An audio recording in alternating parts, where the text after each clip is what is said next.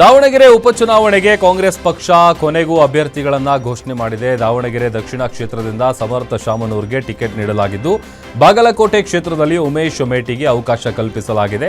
ಈ ಬಾರಿ ಕಾಂಗ್ರೆಸ್ ಲಿಂಗಾಯತ ಮತ್ತು ಕುರುಬ ಸಮುದಾಯಗಳಿಗೆ ಆದ್ಯತೆ ನೀಡಿರುವುದು ಸ್ಪಷ್ಟವಾಗಿದೆ.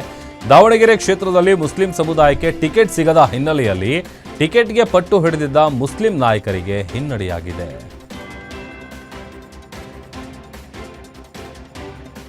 ಉಪಚುನಾವಣೆಯ ಟಿಕೆಟ್ ಘೋಷಣೆ ಬೆನ್ನಲ್ಲೇ ರಾಜಕೀಯ ಚಟುವಟಿಕೆಗಳು ಗರಿಗೆದರಿವೆ. ಮುಸ್ಲಿಂ ಸಮುದಾಯದ ತೀವ್ರ ಪೈಪೋಟಿ ನಡುವೆಯೂ ಕಾಂಗ್ರೆಸ್ ಪಕ್ಷ ಶಾಮನೂರು ಕುಟುಂಬಕ್ಕೆ ಟಿಕೆಟ್ ನೀಡಿದೆ. ಈ ವಿಚಾರಕ್ಕೆ ಸಮರ್ಥ ಶಾಮನೂರು ಪ್ರತಿಕ್ರಿಯೆ ನೀಡಿದ್ದು, ಈ ಬಾರಿ ಕಾಂಗ್ರೆಸ್ ಗೆಲ್ಲಿಸೋದಕ್ಕೆ ನಮ್ಮ ಕಾರ್ಯಕರ್ತರು ಬಹಳ ಕಾತರದಿಂದ ಕಾಯ್ತಾ ಇದ್ದಾರೆ. ಕಾಂಗ್ರೆಸ್ ಪ್ರತಿ ಸಾರಿ ಗೆದ್ದಿದೆ, ಈ ಬಾರಿಯೂ ಖಚಿತವಾಗಿ ಗೆಲ್ಲುತ್ತದೆ ಅಂತ ವಿಶ್ವಾಸ ವ್ಯಕ್ತಪಡಿಸಿದ್ದಾರೆ. ಅಜ್ಜ ಅಜ್ಜ ಅಂತಾನೆ ಕರಿತೀವಿ, ಇಲ್ಲಾಂದ್ರೆ ಅಂಕಲ್ ಅಂಕಲ್ ಅಂತ ಕರಿತೀವಿ. ಇವರೆಲ್ಲರ ಮನೆಗೂ ನಾವು ಸಿಕ್ಕಾಪಟ್ಟೆ ಸತಿ ಹೋಗಿವಿ. ಅವರು ನಮ್ಮನೆಗೆ ಬಹಳ ಸತಿ ಬಂದಿದ್ದಾರೆ. ಇದೆಲ್ಲ ಒಂದೇ ಕುಟುಂಬ ರೀ, ಒಂದೇ ಕುಟುಂಬ. ಪೂರ್ತಿ ದಾವಣಗೆರೆ, ಚೆನ್ನೈನಗರ, ಶಾಂತಿನಗರ. ಕುಟುಂಬದಲ್ಲಿ ಸ್ವಲ್ಪ ಅಸ್ವಸ್ಥ ಆಗಿದೆ ಟಿಕೆಟ್ ಅಂತದ್ ಏನು ಇಲ್ಲ. ನಿಮಗೂ ಗೊತ್ತು, ಎಲೆಕ್ಷನ್ ಟೈಮ್ ನಲ್ಲಿ ಹಿಂಗೆ ಇದ್ದೇ ಇರ್ತೈತಿ. ಅವ್ರಿಗೆ ನಮ್ಮನ್ನ ಕರಿತೀವಿ. ಈಗ ಸಮರ್ಥ ಅವ್ರಿಗೆ ಟಿಕೆಟ್ ಕೊಟ್ರೆ ನಾವು ನೋಟ ಹಾಕ್ತಿವಿ ಅಂತ ಹೇಳಿದ್ರು ಸರ್, ಅದಕ್ಕೆ ಏನ್ ಹೇಳ್ತೀರ ತಾವು? ಆಗಲ್ರಿ. ಬಾಗಲಕೋಟೆ ಉಪಚುನಾವಣೆಯ ರಾಜಕೀಯ ಚಟುವಟಿಕೆಗಳು ಜೋರಾಗಿರುವ ನಡುವೆ ಕಾಂಗ್ರೆಸ್ ಪಕ್ಷದಿಂದ ಉಮೇಶ್ ಮೇಟಿಗೆ ಟಿಕೆಟ್ ಘೋಷಣೆಯಾದ ಬಳಿಕ ಚುನಾವಣಾ ಗೆಲುವಿಗಾಗಿ ಧಾರ್ಮಿಕ ಆಚರಣೆಗಳಲ್ಲಿ ಭಾಗವಹಿಸಿದ್ದಾರೆ. ಕಾಂಗ್ರೆಸ್ ಅಧಿಕೃತ ಅಭ್ಯರ್ಥಿ ಉಮೇಶ್ ಮೇಟಿ ಬಾಗಲಕೋಟೆಯ ಕಿಲ್ಲಾ ಕೊತ್ತಲೇಶ ದೇವಸ್ಥಾನದಲ್ಲಿ ನಡೆದ ಈ ಪವಮಾನ ಹೋಮದಲ್ಲಿ ಭಾಗವಹಿಸಿದ್ರು. ಈ ವೇಳೆ ಪೂಜೆ ಸಲ್ಲಿಸಿ ಪೂರ್ಣಾಹುತಿ ನೆರವೇರಿಸಿದ್ರು. ಹೋಮದ ವೇಳೆ ದೇವಸ್ಥಾನದ ಅರ್ಚಕರು ವಿವಿಧ ಮಂತ್ರ ಘೋಷಗಳೊಂದಿಗೆ ಉಮೇಶ್ ಮೇಟಿಗೆ ಆಶೀರ್ವದಿಸಿದ್ರು.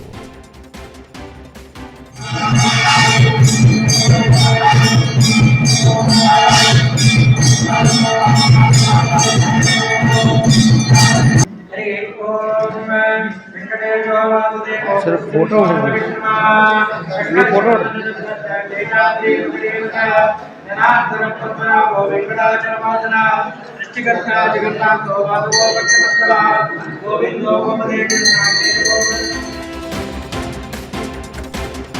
ನಾಳೆ ಕಾಂಗ್ರೆಸ್ ಅಭ್ಯರ್ಥಿ ಉಮೇಶ್ ಮೇಟಿ ನಾಮಪತ್ರ ಸಲ್ಲಿಕೆ ವಿಚಾರಕ್ಕೆ ಉಸ್ತುವಾರಿ ಸಚಿವ ಆರ್.ಬಿ. ತಿಮ್ಮಾಪುರ್ ಪ್ರತಿಕ್ರಿಯಿಸಿದ್ದಾರೆ. ಬಾಗಲಕೋಟೆಯಲ್ಲಿ ಮಾತನಾಡಿದ ಅವರು, ನಾಳೆ ಸಾವಿರಾರು ಜನ ನಾಮಪತ್ರ ಸಲ್ಲಿಕೆ ವೇಳೆ ಭಾಗಿಯಾಗ್ತಾರೆ. ವಿಶೇಷವಾಗಿ ಮೇಟಿಯವರ ಅಭಿಮಾನಿಗಳು ಭಾಗಿಯಾಗ್ತಾರೆ. ಚುನಾವಣೆ ನಮ್ಮ ಪರವಾಗಿದೆ. ನಾವು ಮಾಡಿದಂಥ ಅಭಿವೃದ್ಧಿ ಕೆಲಸಗಳು ಹಾಗೂ ಪಂಚ ಗ್ಯಾರಂಟಿಗಳು ನಮ್ಮ ಕೈ ಹಿಡಿಯಲಿವೆ. ಸರ್ಕಾರ ಇದ್ದ ಪಕ್ಷಕ್ಕೆ ಮತ ಹಾಕಬೇಕೆಂಬ ಒಲವು ಜನರಲ್ಲಿದೆ. ಹೀಗಾಗಿ ನಮ್ಮ ಅಭ್ಯರ್ಥಿಗಳ ಗೆಲುವು ಖಚಿತ ಅಂತ ಹೇಳಿದ್ದಾರೆ. ಚುನಾವಣೆ ನಮ್ಮ ಪರವಾಗಿದೆ. ಕಾರಣ ಏನಂದ್ರೆ ನಾವು ಮಾಡತಕ್ಕಂಥ ಕೆಲಸಗಳು, ನಾವು ಮಾಡತಕ್ಕಂಥ ಅಭಿವೃದ್ಧಿ ಕೆಲಸಗಳು ಹಾಗೂ ರಾಜ್ಯ ಸರ್ಕಾರದ ಪಂಚ ಗ್ಯಾರಂಟಿಗಳು ನಮ್ಮನ್ನು ಕೈ ಹಿಡಿತಾ ಇದ್ದಾವೆ. ಯಾರು ಇವತ್ತು ದುರಾಡಳಿತ ನಡೆಸಿ ಸರ್ಕಾರ ಪತನ ಆಗಿತ್ತು, ಅವರು ಮತ್ತೆ ಅಧಿಕಾರಕ್ಕೆ ಬರಲಿಕ್ಕೆ ಆಹ್ವಾನಿಸ್ತಾ ಇದ್ದಾರೆ. ಯಾರೋ ಒಬ್ಬರಲ್ಲಿ ಶಾಸಕರು ಬರೋದ್ರಿಂದ ಏನಾಗೋದಿಲ್ಲ. ಸರ್ಕಾರ ಇದ್ದ ಕಡೆ ನಾವು ಜನ ಮತ ಹಾಕಬೇಕು ಅಂತಕ್ಕಂಥ ವಾತಾವರಣ. ಕೋಲಾರದ ಲಕ್ಷ್ಮೀಪುರ ಗ್ರಾಮದಲ್ಲಿ ಎರಡು ಗುಂಪುಗಳ ನಡುವೆ ಗಲಾಟೆ ನಡೆದಿದೆ. ಗ್ರಾಮದಲ್ಲಿನ ರಸ್ತೆಗೆ ಸಂಬಂಧಿಸಿದ ನಿವೇಶನ ಒತ್ತುವರಿ ವಿಚಾರವೇ ಈ ಗಲಾಟೆಗೆ ಕಾರಣ ಆಗಿದೆ. ಗ್ರಾಮದ ಅಶ್ವತ್ಥಮ್ಮ ಕೃಷ್ಣಪ್ಪ ಒತ್ತುವರಿ ತೆರವುಗೊಳಿಸಲು ಮೊದಲು ಸರ್ವೆ ನಡೆಸಿ ಬಳಿಕವೇ ರಸ್ತೆ ಕಾಮಗಾರಿ ಕೈಗೊಳ್ಳಬೇಕು ಅಂತ ಮನವಿ ಮಾಡಿದ್ರು. ಈ ಹಿನ್ನೆಲೆ ಸರ್ವೆ ಪೂರ್ಣಗೊಳ್ಳುವವರೆಗೆ ರಸ್ತೆ ಕಾಮಗಾರಿ ತಾತ್ಕಾಲಿಕವಾಗಿ ನಿಲ್ಲಿಸಲಾಯಿತು. ಇದರಿಂದ ಆಕ್ರೋಶಗೊಂಡ ಇನ್ನೊಂದು ಗುಂಪಿನವರು ಅಶ್ವತ್ಥಮ್ಮ ಮತ್ತು ಅವರ ಮಗಳ ಮೇಲೆ ಹಲ್ಲೆ ನಡೆಸಿದ್ದಾರೆ. ಈ ಸಂಬಂಧ ಮಂಜುನಾಥ್ ಹಾಗೂ ವೆಂಕಟಮ್ಮ ಅವರ ವಿರುದ್ಧ ಹಲ್ಲೆ ಆರೋಪದಡಿ ದೂರನ್ನು ದಾಖಲಿಸಲಾಗಿದೆ. ಘಟನೆಗೆ ಸಂಬಂಧಪಟ್ಟಂತೆ ಎರಡು ಗುಂಪುಗಳು ಪರಸ್ಪರ ದೂರು ಮತ್ತು ಪ್ರತಿದೂರು ಸಲ್ಲಿಸಿದ್ದು, ರಾಯಲ್ಪಾಡು ಪೊಲೀಸ್ ಠಾಣೆಯಲ್ಲಿ ಕೇಸ್ ದಾಖಲಾಗಿದೆ.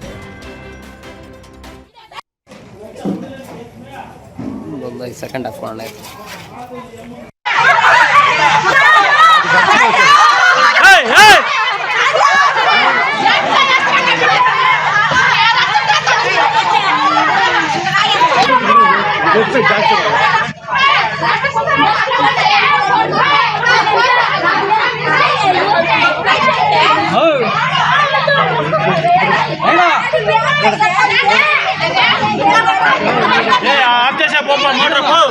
అయ్యా పో నమ్మ ఎడ నేర్చుకొని పోయి నమ్మ దొడ్డమ్మ కుట్ల మడ్డ పో.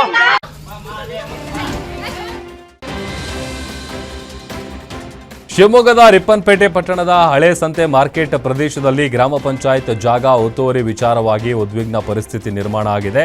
ಸರ್ವೆ ನಂಬರ್ 43ಕ್ಕೆ ಸೇರಿದ ಗ್ರಾಮ ಪಂಚಾಯತ್ ಸುಪರ್ದಿ ಜಾಗದಲ್ಲಿ ಅಕ್ರಮವಾಗಿ ಒತ್ತುವರಿ ನಡೆದಿದೆ ಎಂಬ ಆರೋಪ ಕೇಳಿಬಂದ ಹಿನ್ನೆಲೆ ಗ್ರಾಮ ಪಂಚಾಯಿತಿ ವತಿಯಿಂದ ತೆರವು ಕಾರ್ಯಾಚರಣೆ ಕೈಗೊಳ್ಳಲಾಯಿತು. ಕೆಲವರು ರಾತ್ರೋರಾತ್ರಿ ಜಾಗಕ್ಕೆ ಬೇಲಿ ನಿರ್ಮಿಸಿ ಶೆಡ್ ಹಾಕಿರುವ ಬಗ್ಗೆ ದೂರು ನೀಡಲಾಗಿದ್ದು, ಇದನ್ನು ಆಧರಿಸಿ ತೆರವು ಕಾರ್ಯಾಚರಣೆ ಪ್ರಾರಂಭಿಸಲಾಗಿದೆ. ಆದರೆ ಒತ್ತುವರಿದಾರರು ತಮ್ಮ ಬಳಿ ಜಾಗಕ್ಕೆ ಸಂಬಂಧಿಸಿದ ಹಕ್ಕುಪತ್ರ ಇದೆ ಅಂತ ಹೇಳಿ ಕ್ರಮಕ್ಕೆ ವಿರೋಧ ವ್ಯಕ್ತಪಡಿಸಿದ್ದಾರೆ. ಇನ್ನು ಈ ಪ್ರಕರಣಕ್ಕೆ ಸಂಬಂಧಪಟ್ಟಂತೆ ರಿಪ್ಪನ್ಪೇಟೆ ಠಾಣೆಯಲ್ಲಿ ಪರಸ್ಪರ ದೂರು ಮತ್ತು ಪ್ರತಿದೂರು ದಾಖಲಾಗಿದ್ದು ಪೊಲೀಸರು ತನಿಖೆ ಮುಂದುವರೆಸಿದ್ದಾರೆ.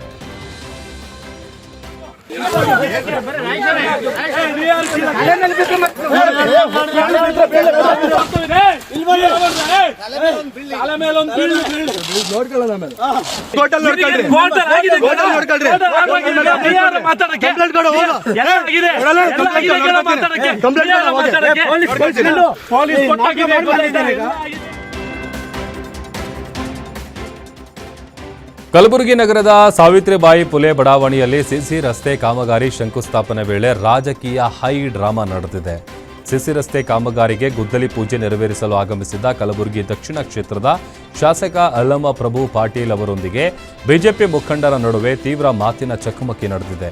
ಈ ವೇಳೆ ಬಸವ ಕಲ್ಯಾಣ ಬಿಜೆಪಿ ಶಾಸಕ ಶರಣು ಸಲಗಾರ್ ಸಹೋದರ ರೇಣುಕಾಚಾರ್ಯ ಶಾಸಕರ ವಿರುದ್ಧ ವಾಗ್ದಾಳಿ ನಡೆಸಿದರು.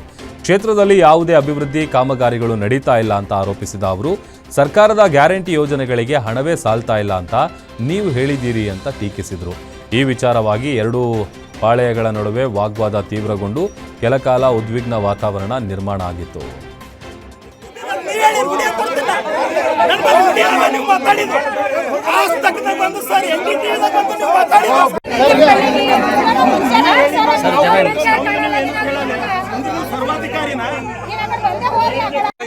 ಸೀಟ್ ಮಾಡಿ ಹೋಗಲ್ಲ, ಇಲ್ಲೇ ಓಡಾಡ್ತಿ, ಇಲ್ಲೇ ತಿರುಗಾಡ್ತಿ. ಆಮೇಲೆ ಇರ್ಲಿ ಬಿಡ್ಲಿ, ಬಡಾವಣೆ ತಿರುಗಾಡ ಮನುಷ್ಯ ಇದ್ದೀನಿ ನನಗೆ. ಹಾವೇರಿಯ ತಡಸ ಗ್ರಾಮದಲ್ಲಿ ಐತಿಹಾಸಿಕ ಕೆರೆಯ ಹೂಳೆತ್ತುವ ಕಾರ್ಯಕ್ಕೆ ಚಾಲನೆ ನೀಡಲಾಯಿತು. ಸುಮಾರು 14 ಎಕರೆ ವಿಸ್ತೀರ್ಣ ಹೊಂದಿರುವ ಈ ಕೆರೆಯನ್ನು ಶುದ್ಧೀಕರಿಸುವ ಕಾರ್ಯವನ್ನು ಕೈಗೆತ್ತಿಕೊಳ್ಳಲಾಗಿದೆ. ಈ ಕಾರ್ಯಕ್ರಮಕ್ಕೆ ಮಾಜಿ ಸಿಎಂ ಬಸವರಾಜ ಬೊಮ್ಮಾಯಿ ಹಾಗೂ ನಟ ಅನಿರುದ್ಧ ಜಟ್ಕರ್ ಚಾಲನೆ ನೀಡಿದರು. ಭಾರತ ಸೇವಾ ಸಂಸ್ಥೆಯ ಸಹಕಾರದಲ್ಲಿ ಈ ಕಾರ್ಯ ನಡೀತಾ ಇದ್ದು, ಸಂಸ್ಥೆಯ ಅಧ್ಯಕ್ಷ ಶ್ರೀಕಾಂತ್ ದುಂಡಿಗೌಡ್ರು ಅವರ ನೇತೃತ್ವದಲ್ಲಿ ಕಾರ್ಯಕ್ರಮ ಆಯೋಜಿಸಲಾಗಿದೆ. ಇನ್ನು ಕಾರ್ಯಕ್ರಮದ ಅಂಗವಾಗಿ ಪೂಜೆ ಸಲ್ಲಿಸಿ ಕೆರೆಯಿಂದ ತೆಗೆದ ಮಣ್ಣನ್ನು ರೈತರ ಹೊಲಗಳಿಗೆ ರವಾನೆ ಮಾಡುವ ಕಾರ್ಯ ಆರಂಭಿಸಲಾಯಿತು. ಕಾರ್ಯಕ್ರಮದಲ್ಲಿ ನೂರಾರು ರೈತರು ಮತ್ತು ಗ್ರಾಮಸ್ಥರು ಭಾಗವಹಿಸಿ ಕೆರೆ ಪುನಶ್ಚೇತನ ಕಾರ್ಯಕ್ಕೆ ಕೈ ಜೋಡಿಸಿದರು.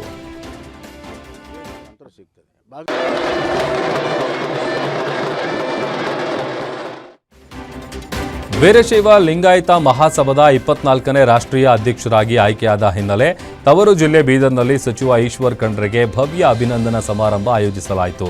ಬೀದರ್ ನಗರದ ಬಸವೇಶ್ವರ ಸರ್ಕಲ್ನಿಂದ ಕರ್ನಾಟಕ ಫಾರ್ಮಸಿ ಕಾಲೇಜುವರೆಗೆ ಭವ್ಯ ಮೆರವಣಿಗೆ ನಡೆಯಿತು.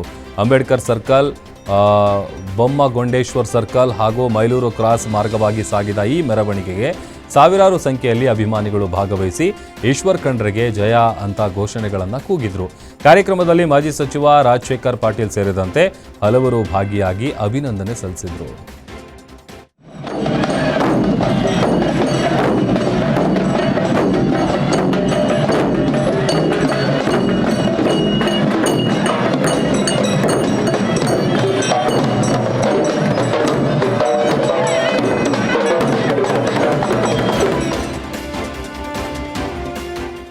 ಯಾದಗಿರಿ ಮತ್ತು ಸುರಪುರದಲ್ಲಿ ಎಲ್ಪಿಜಿ ಸಿಲಿಂಡರ್ಗಳ ಕೊರತೆ ಜನರಿಗೆ ತೀವ್ರ ತೊಂದರೆ ಉಂಟು ಮಾಡಿದೆ. ಜನರು ಸಿಲಿಂಡರ್ ಪಡೆಯುವುದಕ್ಕೆ ಸುರಪುರದ ಇಂಡಿಯನ್ ಗ್ಯಾಸ್ ಏಜೆನ್ಸಿ ಮುಂದೆ ಕ್ಯೂನಲ್ಲಿ ನಿಂತಿದ್ದಾರೆ. ಸಿಲಿಂಡರ್ ವಾಹನ ಬಂದ ಕೂಡಲೇ ಗ್ರಾಹಕರು ಮುತ್ತಿಗೆ ಹಾಕಿ ಏಜೆನ್ಸಿ ಬಳಿ ಗಲಾಟೆ ಸೃಷ್ಟಿಸಿದ್ದಾರೆ. ಗ್ರಾಹಕರನ್ನು ನಿಯಂತ್ರಿಸುವುದಕ್ಕೆ ಏಜೆನ್ಸಿಯ ಮುಂಭಾಗ ಪೊಲೀಸರು ಹರಸಾಹಸ ಪಟ್ಟಿದ್ದಾರೆ. ಕೂಡಲೇ ಸಿಲಿಂಡರ್ ಸಮಸ್ಯೆ ನೀಗಿಸಿ ಅಂತೇಳಿ ಗ್ರಾಹಕರು ಆಗ್ರಹಿಸಿದ್ದಾರೆ.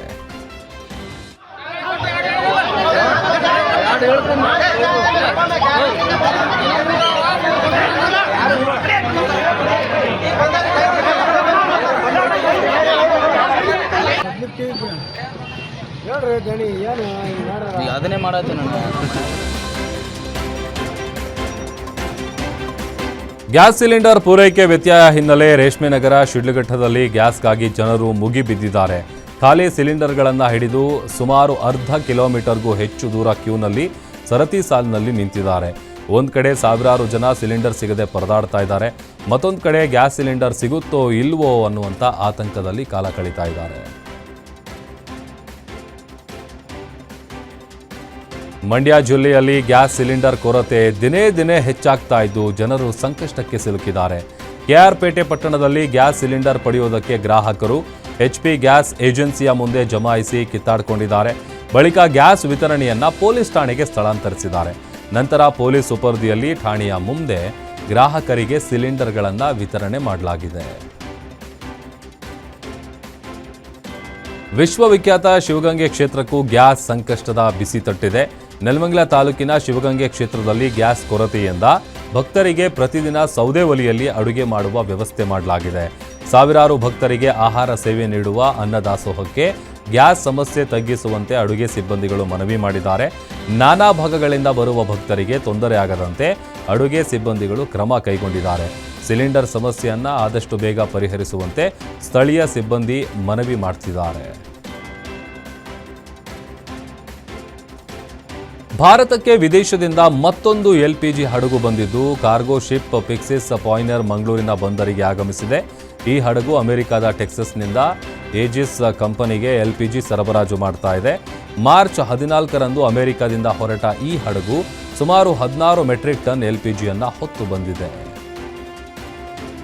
ಪ್ರಿಕಾಷನ್ ಇಟ್ಕೊಂಡು ಅಂದ್ರೆ ಸುಮಾರು ಮಾರ್ಚ್ 14ಕ್ಕೆ ಅಮೆರಿಕದಿಂದ ಹೊರಟಂತಹ ಹಡಗು ನೇರವಾಗಿ ಕರಾವಳಿ ಬಂದರನ್ನು ಕೂಡ ತಲುಪಿರುವಂತದ್ದು. 16,000 ಮೆಟ್ರಿಕ್ ಟನ್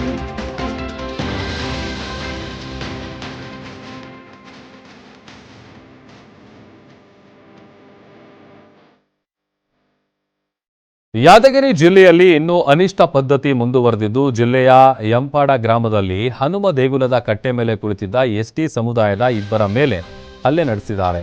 ಗ್ರಾಮದಲ್ಲಿ ST ಸಮುದಾಯದವರಿಗೆ ಪ್ರತ್ಯೇಕ ಕಟ್ಟೆ ನಿಗದಿ ಮಾಡಲಾಗಿದ್ದು ನೀವು ಅಲ್ಲೇ ಕುಳಿತುಕೊಳ್ಳಬೇಕು ಅಂತ ಹೇಳಿ ಸವರ್ಣೀಯರು ಹಲ್ಲೆ ನಡೆಸಿದ್ದಾರೆ ಎನ್ನುವಂಥ ಆರೋಪ ಕೇಳಿಬಂದಿದೆ. ದೇವಸ್ಥಾನದ ಅರ್ಚಕ ಅನಂತಪ್ಪ ವಿರುದ್ಧವೂ ಹಲ್ಲೆ ಆರೋಪ ವ್ಯಕ್ತವಾಗಿದೆ. ಘಟನೆಯಲ್ಲಿ ಅನಿಲ್ ಕುಮಾರ್ ಮತ್ತು ಸಿದ್ದಲಿಂಗಪ್ಪ ಗಾಯಗೊಂಡಿದ್ದು ಏಮ್ಸ್ ಆಸ್ಪತ್ರೆಯಲ್ಲಿ ಚಿಕಿತ್ಸೆಗಾಗಿ ದಾಖಲಿಸಲಾಗಿದೆ. ಈ ಸಂಬಂಧ ಗುರುಮಠಕಲ್ ಠಾಣೆಯಲ್ಲಿ ಕೇಸ್ ದಾಖಲಾಗಿದ್ದು ಆರೋಪಿಯಾಗಿರುವ ಅರ್ಚಕ ಅನಂತಪ್ಪ ಎಂಬಾತನನ್ನ ಪೊಲೀಸರು ವಶಕ್ಕೆ ಪಡೆದು ತನಿಖೆ ನಡೆಸ್ತಾ ಇದ್ದಾರೆ.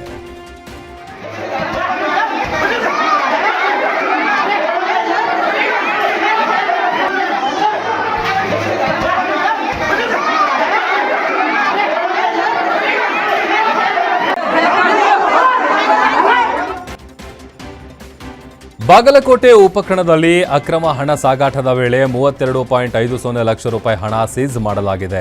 ರಾಯಚೂರಿನಿಂದ ಬೆಳಗಾವಿಯತ್ತ ಎರ್ಟಿಗಾ ಕಾರ್ನಲ್ಲಿ ಸಾಗಿಸಲಾಗ್ತಾ ಇದ್ದ ಈ ಹಣವನ್ನು ಹೊನ್ನಕಟ್ಟಿ ಕ್ರಾಸ್ ಬಳಿ ತಪಾಸಣೆ ವೇಳೆ ಪತ್ತೆ ಹಚ್ಚಲಾಗಿದೆ. ತಕ್ಷಣವೇ ಕ್ರಮ ಕೈಗೊಂಡ ಅಧಿಕಾರಿಗಳು 32.5 ಲಕ್ಷ ರೂಪಾಯಿ ಹಣವನ್ನು ಸೀಸ್ ಮಾಡಿದ್ದಾರೆ. ಈ ಹಣ ರಾಯಚೂರಿನ ವೀರೇಶ್ ಬಾಬು ಬಿ ಎಂಬುವರಿಗೆ ಸೇರಿದ್ದು ಅಂತ ತಿಳಿದು ಬಂದಿದೆ. ಹಣ ಸಾಗಾಟಕ್ಕೆ ಸಂಬಂಧಿಸಿದ ದಾಖಲೆಗಳನ್ನು ಸಮರ್ಪಕವಾಗಿ ನೀಡದ ಹಿನ್ನೆಲೆ ಅಧಿಕಾರಿಗಳು ಹಣ ಜಪ್ತಿ ಮಾಡಿದ್ದಾರೆ. ಧಾರವಾಡದಲ್ಲಿ ಅಕ್ರಮ ಗೋ ಸಾಗಾಟವನ್ನು ತಡೆಯಲು ಮುಂದಾದ ಹಿಂದೂ ಕಾರ್ಯಕರ್ತರ ಮೇಲೆ ದುಷ್ಕರ್ಮಿಗಳು ಹಲ್ಲೆ ನಡೆಸಿದ್ದಾರೆ. ಸಾಗಾಟವನ್ನು ತಡೆಯಲು ಯತ್ನಿಸಿದ ವೇಳೆ ಸುಮಾರು 100ಕ್ಕೂ ಹೆಚ್ಚು ಯುವಕರ ಗುಂಪು ಹಿಂದೂ ಕಾರ್ಯಕರ್ತರ ಮೇಲೆ ದಾಳಿ ನಡೆಸಿದೆ. ಈ ಹಲ್ಲೆಯಲ್ಲಿ 5 ಗಾಯಗೊಂಡಿದ್ದು ಗಾಯಾಳುಗಳನ್ನು ತಿಪಟೂರಿನ ಸಾರ್ವಜನಿಕ ಆಸ್ಪತ್ರೆಯಲ್ಲಿ ದಾಖಲಿಸಿ ಚಿಕಿತ್ಸೆ ಕೊಡಿಸಲಾಗ್ತಾ ಇದೆ. ಘಟನೆ ಹಿನ್ನೆಲೆ ಮಾಜಿ ಸಚಿವ BC ನಾಗೇಶ್ ಸೇರಿದಂತೆ ಬಿಜೆಪಿ ನಾಯಕರು, ಹಿಂದೂಪರ ಸಂಘಟನೆಗಳ ಕಾರ್ಯಕರ್ತರು ಮತ್ತು ಬಜರಂಗ ದಳದ ಮುಖಂಡರು ಆಸ್ಪತ್ರೆಗೆ ಭೇಟಿ ನೀಡಿ ಗಾಯಾಳುಗಳ ಆರೋಗ್ಯ ವಿಚಾರಿಸಿದ್ದಾರೆ. ಧರ್ಮಸಾಗರ ಜಿಲ್ಲೆಯಲ್ಲಿ ಬೇಸಿಗೆ ಆರಂಭವಾಗುತ್ತಲೇ ಕುಡಿಯುವ ನೀರಿಗೆ ಹಾಹಾಕಾರ ಶುರುವಾಗಿದೆ. ಹೊಸಪೇಟೆಯ ಧರ್ಮಸಾಗರ ಗ್ರಾಮದಲ್ಲಿ ಗ್ರಾಮಸ್ಥರು ದಿನದಿಂದ ದಿನಕ್ಕೆ ನೀರಿಗಾಗಿ ಪರದಾಡ್ತಾ ಇದ್ದಾರೆ. ಆದರೆ ಅಧಿಕಾರಿಗಳು ಗ್ರಾಮಕ್ಕೆ ಬರ್ತಾ ಇಲ್ಲ. ಗ್ರಾಮದಲ್ಲಿ ವಾಟರ್ ಮ್ಯಾನ್ ಹುದ್ದೆ ಕಳೆದ 2 ವರ್ಷದಿಂದ ಖಾಲಿ ಇದೆ. ನೇಮಕಾತಿ ಮಾಡದೇ ಇದ್ದ ಹಿನ್ನೆಲೆ ಕುಡಿಯುವ ನೀರಿನ ಸಮಸ್ಯೆ ಗಂಭೀರವಾಗಿದೆ. ಡಿಸಿಯ ಆದೇಶದಂತೆ ಕುಡಿಯುವ ನೀರು ಕೊರತೆಯಾಗದಂತೆ ಕ್ರಮ ವಹಿಸುವಂತೆ ಸೂಚಿಸಿದ್ರು. ಆದರೂ ಅಧಿಕಾರಿಗಳು ಈ ಬಗ್ಗೆ ಗಮನ ಹರಿಸ್ತಾ ಇಲ್ಲ ಅಂತ ಗ್ರಾಮಸ್ಥರು ಆಕ್ರೋಶ ಹೊರಹಾಕಿದ್ದಾರೆ. ಕೂಡಲೇ ನಮಗೆ ನೀರು ಒದಗಿಸಬೇಕು ಅಂತ ನಿವಾಸಿಗಳು ಒತ್ತಾಯಿಸಿದ್ದಾರೆ. ನೀರು ಬಿಟ್ಟಿಲ್ಲ ಸರ್, 2 ತಿಂಗಳಾಯ್ತು. 2ನೇ ವಾರ್ಡ್ನಾಗ ನೀರಿಲ್ಲ. ಕುಮಾರ್ ಸಾರ್ನ ಕೇಳಿದ್ರ ಆತ ಮಲ್ಲಪ್ಪಿ ಕೇಳಂತಾನ, ಮಲ್ಲಪ್ಪಿನ ಕೇಳಿದ್ರ ಕುಮಾರನ್ ಕೇಳಂತಾನ. ಅವ್ರಿಬ್ರನ್ನ ಬಿಟ್ಟು PDOಗೆ ಮಾಡಿದ್ವಿ. ಆತ ಇವತ್ತು ನಾಳೆ ಅಂತಂದು ಆತ ಒಂದು 3 ದಿನ ವೇಟ್ ಮಾಡಿದ್ವಿ, ಅದು ಬಂದಿಲ್ಲ. ಈ ಸಾರಿ ಮಾಡಿದ್ರೆ ಆತ ಒಂದು 2 ನಿಮಿಷ ತಡೆಯಪ್ಪ.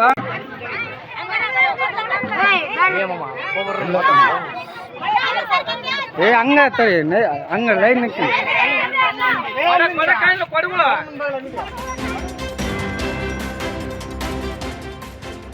ಕರ್ತವ್ಯ ನಿರತ ಗ್ರಾಮ ಪಂಚಾಯಿತಿ ಸಿಬ್ಬಂದಿ ಸಾವನ್ನಪ್ಪಿದ ಘಟನೆ ವಿಜಯನಗರದಲ್ಲಿ ನಡೆದಿದೆ.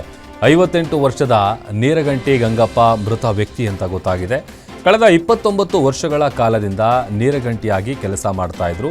ಕೆಲ ದಿನಗಳಿಂದ ಅನಾರೋಗ್ಯದಿಂದ ಬಳಲ್ತಾ ಇದ್ದ ನೀರಗಂಟಿ ಗಂಗಪ್ಪ ಆಸ್ಪತ್ರೆಯಲ್ಲಿ ಚಿಕಿತ್ಸೆ ಪಡೆದು ಮತ್ತೆ ಕೆಲಸಕ್ಕೆ ಹೋಗಿದ್ರು. ಹಠಾತ್ ಕುಸಿದು ಬಿದ್ದ ಕಾರಣ ಹೊಸಪೇಟೆಯ ಸರ್ಕಾರಿ ಆಸ್ಪತ್ರೆಯಲ್ಲಿ ಚಿಕಿತ್ಸೆ ಪಡೆದಿದ್ರು. ಹೆಚ್ಚಿನ ಚಿಕಿತ್ಸೆಗಾಗಿ ಕೊಪ್ಪಳದ ಕಿಮ್ಸ್ ಆಸ್ಪತ್ರೆಗೆ ರವಾನಿಸಲಾಗಿತ್ತು. ಚಿಕಿತ್ಸೆ ಫಲಕಾರಿಯಾಗದೆ ಗಂಗಪ್ಪ ಸಾವನ್ನಪ್ಪಿದ್ದಾರೆ. ಈ ಘಟನೆ ಕಮಲಾಪುರ ಪೊಲೀಸ್ ಠಾಣೆ ವ್ಯಾಪ್ತಿಯಲ್ಲಿ ನಡೆದಿದೆ.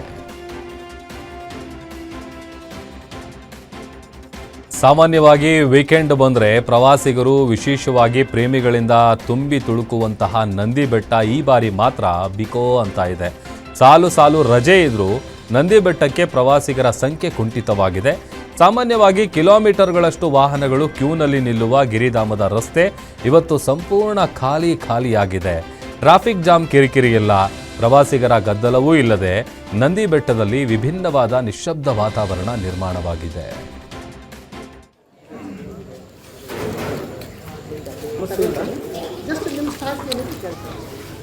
ಈ ತರ ಕೇಳಿದ್ನಿ ಅಂದ್ರೆ ಇಲ್ಲಿ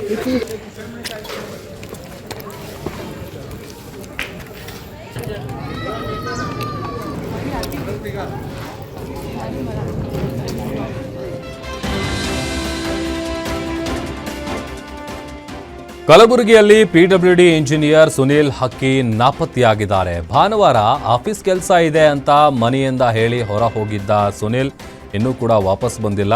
ಮಧ್ಯಾಹ್ನ 12 ಗಂಟೆ ಸುಮಾರಿಗೆ ತಾಯಿಯ ಬಳಿ 15,000 ರೂಪಾಯಿ ಹಣ ತೆಗೆದುಕೊಂಡು ಹೋಗಿದ್ದ ಸುನೀಲ್ ಮೊಬೈಲ್ನ ಮನೆಯಲ್ಲೇ ಬಿಟ್ಟು ಹೋಗಿದ್ರು. ಮೊಬೈಲ್ ತಗೊಂಡು ಹೋಗುವಂತೆ ತಾಯಿ ಹೇಳಿದ್ರು. ಆದರೆ ಬಹಳ ಕಾಲ್ ಬರುತ್ತೆ ಬೇಡ ಅಂತ ಮನೆಯಲ್ಲೇ ಇಟ್ಟಿದ್ರು. ತಡರಾತ್ರಿ ಆದರೂ ಮನೆಗೆ ಬಾರದ ಕಾರಣ ಕುಟುಂಬಸ್ಥರು ಎಲ್ಲ ಕಡೆ ಹುಡುಕಾಟವನ್ನು ನಡೆಸಿದ್ದಾರೆ. ಕೊನೆಗೆ ಎಲ್ಲೂ ಸಿಗದಿದ್ದಕ್ಕೆ ಎಂಬಿ ನಗರ ಪೊಲೀಸ್ ಠಾಣೆಗೆ ದೂರು ನೀಡಿದ್ದಾರೆ. ಸದ್ಯ ಈ ಸಂಬಂಧ ಮಿಸ್ಸಿಂಗ್ ಕೇಸ್ ದಾಖಲಾಗಿದೆ.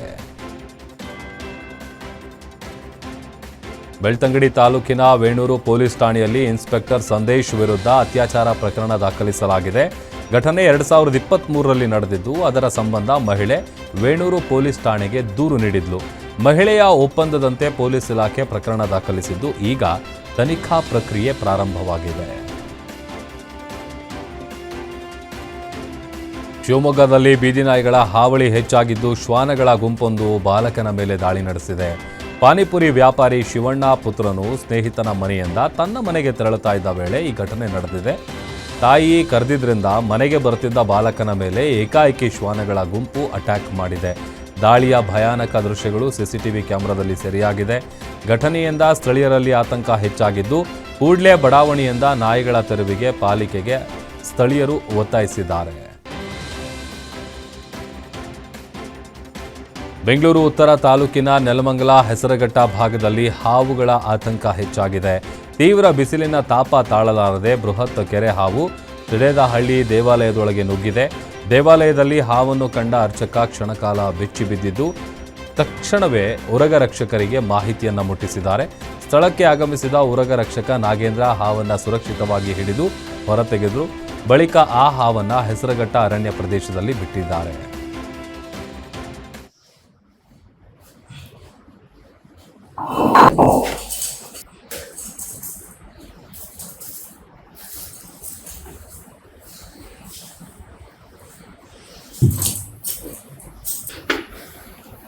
ನಾವು ಬಾಗಿಲು ತೆಗೆದಿದ ತಕ್ಷಣ ಬಾಗಿಲ ಹತ್ರನೇ ಇದ್ದಿದೆ.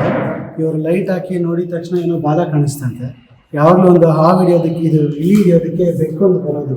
ಆ ಬೆಕ್ಕು ಇಲ್ಲಿ ಬಂದು ಏನೋ ಸೌಂಡ್ ಮಾಡ್ತಾನೆ ಇತ್ತು. ಯಾಕೋ ಒಂಥರ ಡಿಫ್ರೆಂಟಾಗಿ ಅನ್ನಿಸ್ತು. ಆಮೇಲೆ ಇವರು ನೋಡಿದ ತಕ್ಷಣ 1 ಅಡಿಯಷ್ಟು ಬಾಲ ಕಾಣಿಸಿದೆ. ಸರಿ, ನಾವಿಲ್ಲೆಲ್ಲ ಬಂದು ಸ್ವಲ್ಪ ಎಲ್ಲ ತೆಗೆದು ನೋಡಿದ್ವಿ, ಕಾಣಿಸ್ಲಿಲ್ಲ. ಆಮೇಲೆ ನೋಡಿದ್ರು ಜಾನುವಾರು ಶೆಡ್ನಲ್ಲಿ ಆಕಸ್ಮಿಕವಾಗಿ ಬೆಂಕಿ ಕಾಣಿಸಿಕೊಂಡ ಘಟನೆ ತುಮಕೂರಿನ ಕುಣಿಗಲ್ ತಾಲೂಕಿನ ಅರಕೆರೆ ಗ್ರಾಮದಲ್ಲಿ ನಡೆದಿದೆ. ಅಗ್ನಿ ಅವಘಡದಲ್ಲಿ ಹಲವು ಜಾನುವಾರುಗಳು ಬೆಂಕಿಗಾಹುತಿಯಾಗಿದೆ. ಗ್ರಾಮದ ಚಿಕ್ಕರಂಗಮ್ಮ ಎಂಬುವವರಿಗೆ ಸೇರಿದ ಜಾನುವಾರು ಶೆಡ್ನಲ್ಲಿ ಆಕಸ್ಮಿಕವಾಗಿ ಬೆಂಕಿ ಕಾಣಿಸಿಕೊಂಡಿದ್ದು 20 ಮೇಕೆಗಳು ಹಾಗೂ 4 ಎಮ್ಮೆ ಸಜೀವ ದಹನಗೊಂಡಿವೆ. ಸ್ಥಳೀಯರು ತಕ್ಷಣವೇ ಬೆಂಕಿ ನಂದಿಸಲು ಹರಸಾಹಸ ಪಟ್ಟರು. ಅಷ್ಟರಲ್ಲೇ ಜಾನುವಾರುಗಳು ಬೆಂಕಿಗಾಹುತಿಯಾಗಿದ್ವು. ಸ್ಥಳಕ್ಕೆ ಕುಣಿಗಲ್ ಪೊಲೀಸರು ಭೇಟಿ ಕೊಟ್ಟು ಪರಿಶೀಲನೆ ನಡೆಸಿದ್ದಾರೆ.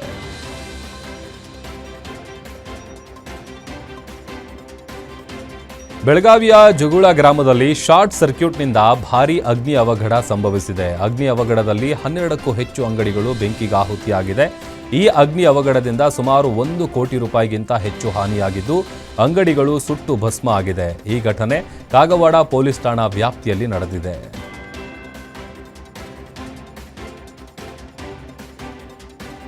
ಚಿತ್ರದುರ್ಗದ ಹೊಳಲ್ಕೆರೆ ತಾಲೂಕಿನ ಸಾಸಲು ಗ್ರಾಮದ ಬಳಿ ಮಿನಿ ಡೀಸೆಲ್ ಟ್ಯಾಂಕರ್ನಲ್ಲಿ ಆಕಸ್ಮಿಕವಾಗಿ ಬೆಂಕಿ ಕಾಣಿಸಿಕೊಂಡಿದೆ. ಮೈನಿಂಗ್ ಕಂಪನಿಯೊಂದಕ್ಕೆ ಸೇರಿದ ಈ ಟ್ಯಾಂಕರ್ ಡೀಸೆಲ್ ತುಂಬಿಸಲು ತೆರಳುತ್ತಿದ್ದ ವೇಳೆ ಈ ಅವಘಡ ಸಂಭವಿಸಿದೆ. ಬೆಂಕಿ ಕಾಣಿಸಿಕೊಂಡ ತಕ್ಷಣ ಚಾಲಕ, ಕ್ಲೀನರ್ ಹಾಗೂ ಸೂಪರ್ವೈಸರ್ ತಕ್ಷಣವೇ ವಾಹನದಿಂದ ಹೊರಬಂದು ಪ್ರಾಣಾಪಾಯದಿಂದ ಪಾರಾಗಿದ್ದಾರೆ. ಸದ್ಯ ಸ್ಥಳಕ್ಕೆ ಅಗ್ನಿಶಾಮಕ ದಳ ಸಿಬ್ಬಂದಿಗಳು ದೌಡಾಯಿಸಿ ಬೆಂಕಿ ನಂದಿಸುವಲ್ಲಿ ಯಶಸ್ವಿಯಾಗಿದ್ದಾರೆ. ಈ ಘಟನೆ ಚಿಕ್ಕಜಾಜೂರು ಪೊಲೀಸ್ ಠಾಣಾ ವ್ಯಾಪ್ತಿಯಲ್ಲಿ ನಡೆದಿದೆ. ಶಿವಮೊಗ್ಗದ ಶಿರಾಳಕೊಪ್ಪ ಬಳಿಯ ತಡಸನಹಳ್ಳಿ ಹಾಗೂ ಸುತ್ತಮುತ್ತಲಿನ ಗ್ರಾಮಗಳಲ್ಲಿ ಚಿರತೆಯ ಕಾಟ ಹೆಚ್ಚಾಗಿ ಜನರು ಕಂಗೆಟ್ಟಿದ್ದಾರೆ. ಕಳೆದ 2 ದಿನಗಳಿಂದ ಚಿರತೆ ನಿರಂತರವಾಗಿ ಜನರ ಮೇಲೆ ದಾಳಿ ನಡೆಸ್ತಾ ಇದೆ. ತಡಸನಹಳ್ಳಿಯ ರೈತ ಮೃತ್ಯುಂಜಯ ತೋಟದಲ್ಲಿ ಡ್ರಿಪ್ ಪೈಪನ್ನು ಸರಿಪಡಿಸ್ತಾ ಇದ್ದ ವೇಳೆ ಹಿಂದಿನಿಂದ ಚಿರತೆ ದಾಳಿ ನಡೆಸಿದ್ದು ಅವರ ಕೈ ಹಾಗೂ ತೊಡೆಯ ಭಾಗದಲ್ಲಿ ಗಾಯಗಳಾಗಿದೆ. ಗಾಯಾಳು ಮೃತ್ಯುಂಜಯ ಅವರನ್ನು ಶಿವಮೊಗ್ಗದ ಮೆಗ್ಗಾನ್ ಆಸ್ಪತ್ರೆಗೆ ದಾಖಲಿಸಿ ಚಿಕಿತ್ಸೆ ಕೊಡಿಸಲಾಗ್ತಾ ಇದೆ. ಈ ಘಟನೆಗಳಿಂದ ಗ್ರಾಮಗಳಲ್ಲಿ ಆತಂಕದ ವಾತಾವರಣ ನಿರ್ಮಾಣ ಆಗಿದ್ದು ಚಿರತೆಯನ್ನ ಶೀಘ್ರದಲ್ಲೇ ಸೆರೆ ಹಿಡಿಬೇಕು ಅಂತ ಸಾರ್ವಜನಿಕರು ಆಗ್ರಹಿಸಿದ್ದಾರೆ.